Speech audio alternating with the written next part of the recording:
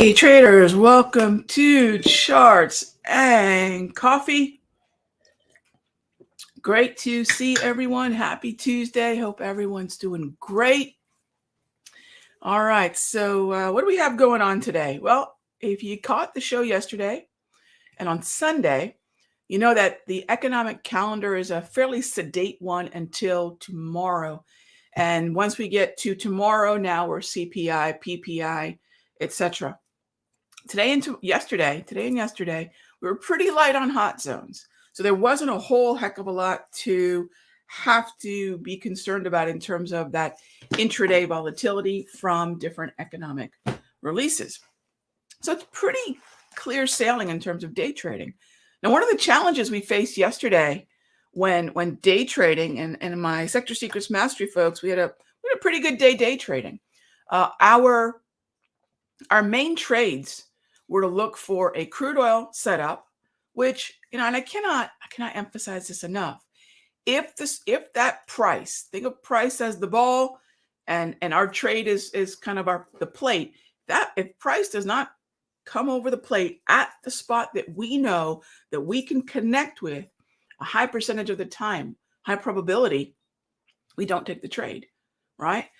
And NASDAQ was our first and really only trade yesterday. And we babysat this thing for what seemed like forever. When I say babysitting, I mean, we have a trade, hadn't stopped us out. We're waiting for it to follow through. It took most of the morning for the NASDAQ to finally roll over. And that was seeing that we had hit a resistance zone. You can see it here on the chart. We traded up into the hourly price movement range, time and volatility resistance. And then, well, you can see what the chart did. But it took some time. Each one of these candles is 5 minutes. Look how long we had to sit and wait and sit and wait until we hit the first target. And then we hit the second target as we went into the midday doldrums. Don't be afraid to let a 5-minute chart, as long as it's still valid, or a day trade, as long as it's valid, just get some traction, right? Sometimes it does take some time. And then a lot of the traders also realize, well, if I'm short the NASDAQ and that's the trade that I'm hanging on to, in terms of what I was personally doing, do I want to take pullback buys in uptrending individual stocks, right? Apple, Amazon, for example. I really don't. I don't want to be in a situation where I've essentially hedged myself. I don't believe in hedges, right? Hedges are in my lawn, not in my trading life. And the lesson was you only need one or two good day trades. By 11:30, what do we have? We had essentially a 13, you can see here, about a 13,385 entry take us down 160 NASDAQ points. That's worth waiting for. And I hope that makes sense. Don't get twitchy, right? Don't get twitchy with your day trading. And I think you're going to find just because it's a short time frame doesn't mean it's short attention span. So I think try that out. See if being a little bit more patient with understanding where the validity of the trade is and then letting it follow through. And it's not as if, look, this is not set it and forget it. I don't believe in that, right? Especially when it comes to day trading. This is not a set it and forget it. I have to monitor it. Is the underlying market trend shifting? Do I need to make any adjustments? Is there an economic release? Are there any geopolitical shenanigans happening? Those are things that will continue to help us manage these trades. All right, so let's get to it. As always, this show is about your questions. All right, so let's go ahead and jump into, let's see what we have first here. All right, Megazord. What we have is, what is the best course class membership for day trading with me? Oh gosh, the Sector Secrets Mastery. That's the clubhouse. That's the think tank. That's where I do all my trading, day trading, swing trading, and investing. Oh, I should really call it position trading, because that's the way I process it in my mind. In fact, I was just tweeting this morning. I'm trying to enjoy contributing on Twitter a little bit more. And I just tweeted this morning, time frame dictates time horizon. Investing for me is a weekly chart. Swing trading is a daily chart. Day trading is a 5-minute chart. Don't look at price any more than you really need to not want to. What happens to investors? One down day, oh my gosh, what's my account doing? Who cares?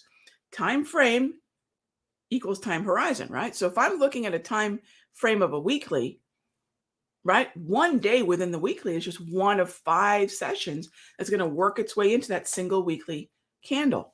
So, depending on what your time horizon, what's time horizon, by the way? How long do you anticipate being in that position, right? How long do you anticipate being in that position? That's time horizon. So that's the way we want to process that. All right. So I would say just come check out what we're doing in the mastery. And thank you for the question. All right. And by the way, you know what, Megazord, I think, and I'm looking at all the names here. There are members of my Sector Secrets Mastery in this room. Hey, my Mastery Mastermind folks, let Megazord, hey, I'm not telling y'all what to say or not to say. Give them some feedback. Let them know what you all think, how you all are doing, and I do appreciate it. So Megazord, keep an eye on the chat window here. I'm sure some of my Mastery members will chime in and let you know how they're doing. Okay. All right. Can we take a look at? Hey there, Jose. Can we take a look at BSX? Of course. So let's take a peek at the daily time frame of BSX. All right, there we go. Structure dictates strategy. Strategy dictates indicators. That's the way it always has to be, gang. I'm not telling you what strategies to use. I'm not going to tell you what indicators you have to use, although I give my mastery folks the bulk of what I do. Remember, if you have a strategy that needs a particular indicator, know when to use it, right? So in this case, I've got a choppy market still, Jose, and then that's just going to map to a slow stochastic. And being aware, I think this one's interesting, Jose, because we're in the very early stages of transition. We're trying to get above the 200 propulsion. We're trying to go green momentum, green trend. It's very fresh. It's very new. That means, imagine a 4-wheel drive going up the side of a very kind of hilly, rocky cliff. It does need traction, right? It does need traction. It doesn't mean if it progresses up, it maybe won't slip back down a little bit before progressing higher again. So I would say be careful here. You've got a transitional market. I would say you probably, I would see if you can't. Here's what I would say, Jose. Great trading starts with a great watch list. I think this could be a great symbol going forward, and I would be marginally bullish, favoring a pullback. So my thought is maybe put this one, sort of put a pin in it, kind of put it aside, but maybe find some better non-transitional stocks that are a little bit more clearly in chop or a little bit more clearly in an uptrend. So great question. Next up, XLE. Nancy, how are you? Nancy, this is chop. I don't have anything other than we're neutral and we seem to be sitting at the 200 propulsion.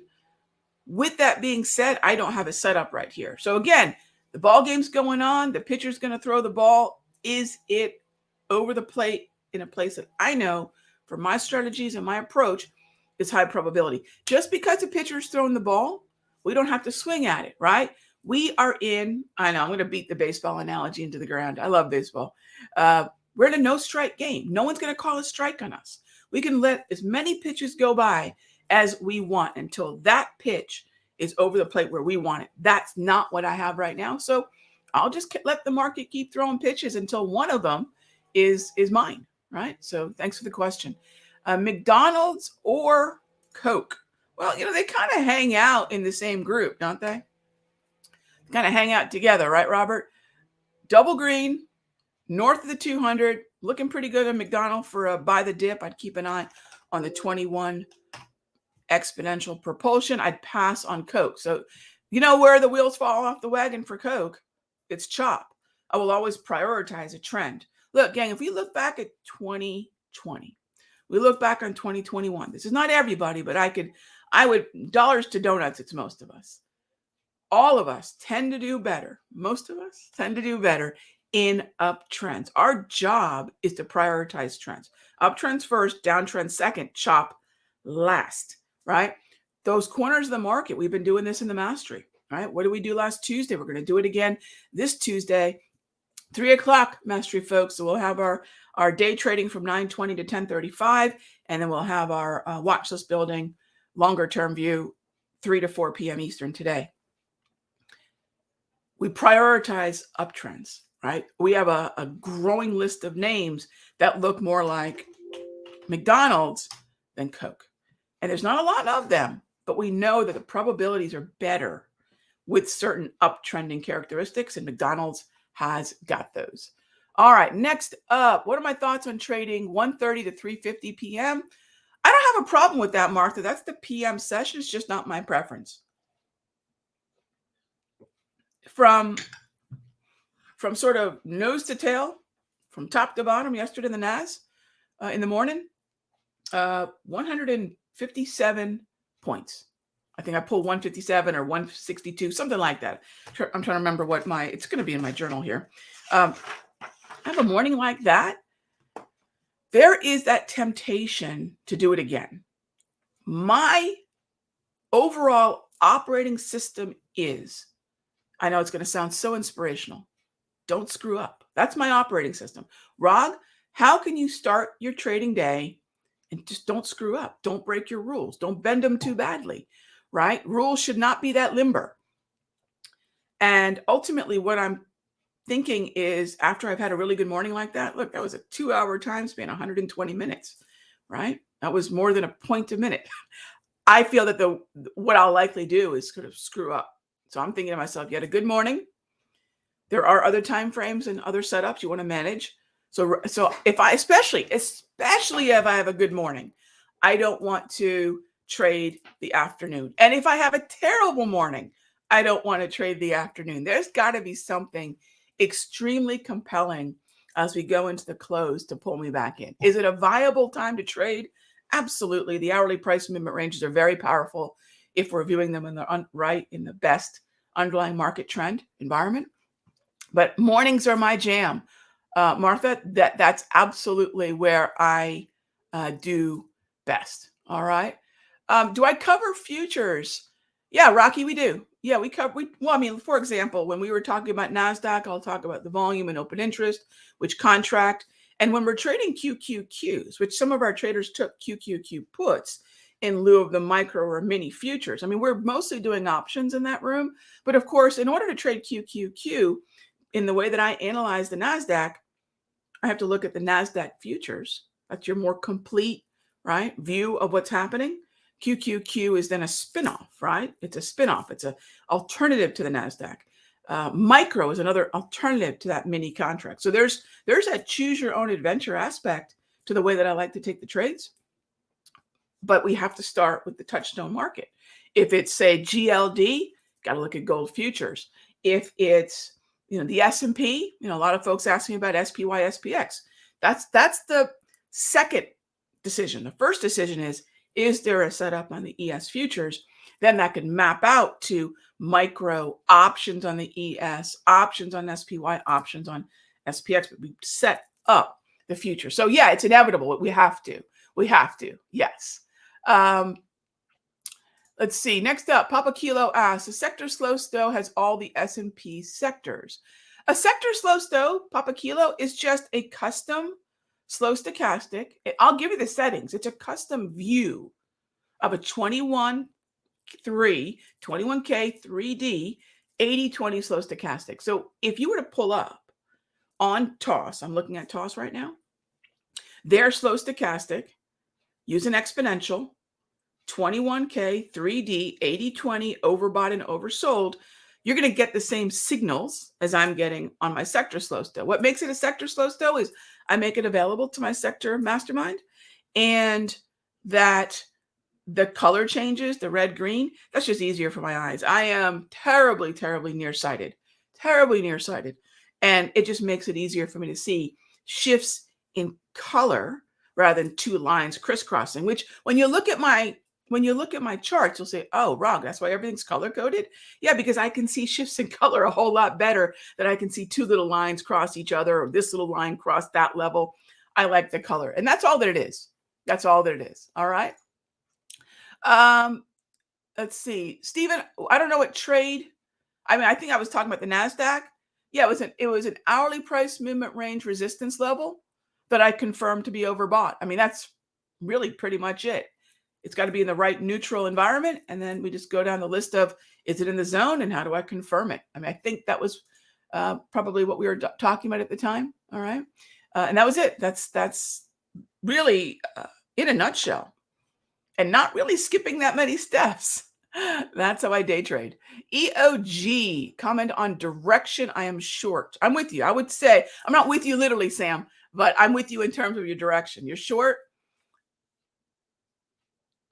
Is it my favorite short? I would have much rather this still been in that double red structure, but we're bearish neutral. I agree with you. We're still struggling to really see any footing above the 200 propulsion. I think you're in good shape. Yeah, I think you're in good shape. All right. Next up is let's see. Avi asks SPY. All right. So we're going to start with the ES. Double green on the daily. Yep. Slow stochastic overbought. Yes. Darvis resistance. I'm with you. Who will be right? I don't know, but I will tell you from a probabilistic standpoint, neutral market overbought at resistance south of 200 propulsion. I'll take that bet. And 30 years and a lot of repetition, got to put the reps in, to see your probabilities play out. It would be as if we go to the gym and we do one rep and done, biceps are bicep and shoulders, delts are ready. We know you got to put the reps in. And the only way you see things to scale is just putting in the reps, putting in the trades. I will say if I put in the reps and I play that setup to scale, right? One after the other under the same market condition, I will be ahead. Usually experience has told me about 6 to 7 out of 10. So 3 out of 4 times, the market's going to be in transition and it's going to go higher.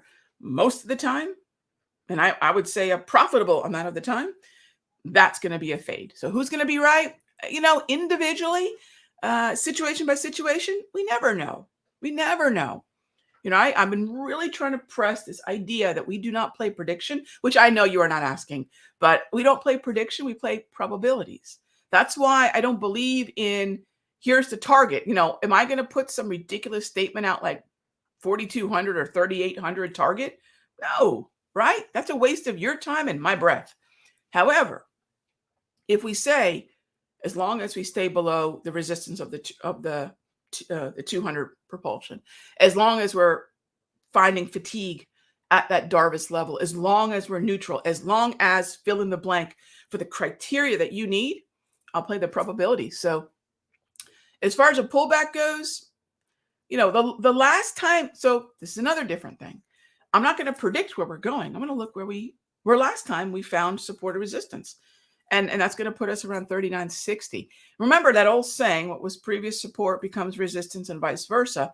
Using previous levels is what Darvis does. I use previous levels. I don't look at projections. We want to see where were the previous swing highs and swing lows.